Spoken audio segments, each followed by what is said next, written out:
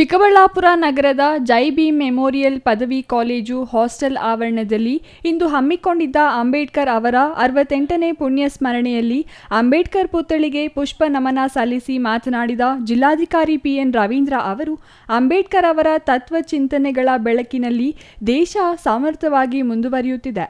ಅಪಾರ ಜ್ಞಾನ, ಪಾಂಡಿತ್ಯ ಹೊಂದಿದ್ದ ಅಂಬೇಡ್ಕರ್ ಅವರು ಜಗತ್ತಿನ ಅಪ್ರತಿಮ ಜ್ಞಾನಿ ಮತ್ತು ಹೋರಾಟಗಾರರ ಪೈಕಿ ಮುಂಚೂಣಿಯಲ್ಲಿ ನಿಲ್ಲುತ್ತಾರೆ.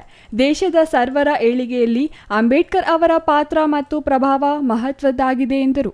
ಸಾಮಾಜಿಕ ಅಸಮಾನತೆ ಹೋಗಲಾಡಿಸಲು ಶ್ರಮಿಸಿದ ಮೇರು ವ್ಯಕ್ತಿತ್ವ ಅಂಬೇಡ್ಕರ್. ಇಂದಿನ ವಿದ್ಯಾರ್ಥಿಗಳು, ಯುವ ಪೀಳಿಗೆ ಅವರನ್ನು ಗಂಭೀರವಾಗಿ ಅಧ್ಯಯನ ಮಾಡುವ ಜೊತೆಗೆ ಅರ್ಥ ಮಾಡಿಕೊಂಡು ಅವರ ಚಿಂತನೆಗಳು ಬೆಳಕಿನಲ್ಲಿ ಸಾಗಬೇಕು.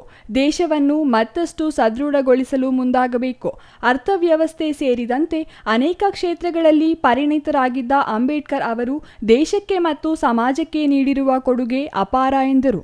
ಜಿಲ್ಲಾ ಸಾಹಿತ್ಯ ಪರಿಷತ್ ಅಧ್ಯಕ್ಷ ಡಾಕ್ಟರ್ ಕೋಡಿ ರಂಗಪ್ಪ ಮಾತನಾಡಿ, ಅಂಬೇಡ್ಕರ್ ಶೋಷಿತ, ಅಸಹಾಯಕ ಮತ್ತು ದುರ್ಬಲ ವರ್ಗಗಳನ್ನು ಅಸಮಾನತೆಯ ವ್ಯವಸ್ಥೆಯಿಂದ ಬಿಡುಗಡೆಗೊಳಿಸಲು ಹೋರಾಟ ಮಾಡಿದರು.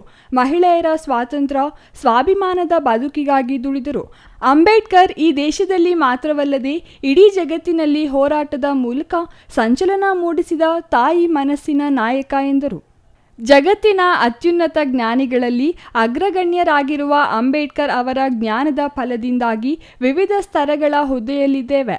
ಅಂಬೇಡ್ಕರ್ ಬಾಲ್ಯ ಶಿಕ್ಷಣದ ಜೀವನ ಈಗಿನ ಸವಲತ್ತುಗಳನ್ನು ಆಗ ಹೊಂದಿರಲಿಲ್ಲ. ಏಪ್ರಿಲ್ 14 ಅಂಬೇಡ್ಕರ್ ಅವರು ಹುಟ್ಟಿದ ದಿನವಾಗಿದೆ. 1956 ಡಿಸೆಂಬರ್ 6ರಂದು ಇಹಲೋಕ ತ್ಯಜಿಸಿದ ದಿನವಾಗಿದೆ. ಜಗತ್ತಿನಲ್ಲಿ ಸಂಚಲನ ಉಂಟು ಮಾಡಿರುವ ದೊಡ್ಡ ಶಕ್ತಿ ಅಂಬೇಡ್ಕರ್.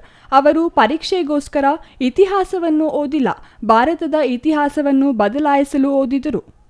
ದೇಶದ ಪ್ರಜೆಗಳಾಗಿ ಅಂಬೇಡ್ಕರ್ ಬಗ್ಗೆ, ಬಸವಣ್ಣ, ಬುದ್ಧನ ಬಗ್ಗೆ ತಿಳಿದುಕೊಳ್ಳಬೇಕು. ಅಂದಿನ ಸಮಾಜ ಸರ್ವರ ಅಕ್ಷರ ಸಂಸ್ಕೃತಿಗೆ ವಿರುದ್ಧವಾಗಿತ್ತು.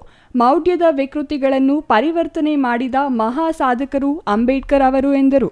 ಈ ಸಂದರ್ಭದಲ್ಲಿ ಜಿಲ್ಲಾ ಪಂಚಾಯತ್ ಸಿಇಒ ಪ್ರಕಾಶ್ ಜಿಟಿ ನಿಟ್ಟಾಲಿ, ಜಿಲ್ಲಾ ಪೊಲೀಸ್ ವರಿಷ್ಠಾಧಿಕಾರಿ ಕುಶಾಲ್ ಚೌಕ್ಸೆ, ನಗರಸಭೆ ಅಧ್ಯಕ್ಷ ಎ ಗಜೇಂದ್ರ, ನಗರಸಭೆ ಉಪಾಧ್ಯಕ್ಷ ನಾಗರಾಜು, ಅಪರ ಜಿಲ್ಲಾಧಿಕಾರಿ ಡಾಕ್ಟರ್ ಭಾಸ್ಕರ್, ಸಮಾಜ ಕಲ್ಯಾಣ ಇಲಾಖೆ ಉಪನಿರ್ದೇಶಕ ತೇಜಾನಂದ ರೆಡ್ಡಿ, ಜಿಲ್ಲಾ ಉಪವಿಭಾಗಾಧಿಕಾರಿ ಡಿಎಚ್ ಅಶ್ವಿನ್, ಉಪ ಪೊಲೀಸ್ ವರಿಷ್ಠಾಧಿಕಾರಿ ಶಿವಕುಮಾರ್ ಮತ್ತಿತರರು ಹಾಜರಿದ್ದರು. Nandakumar, CTV news, Chikkaballapur.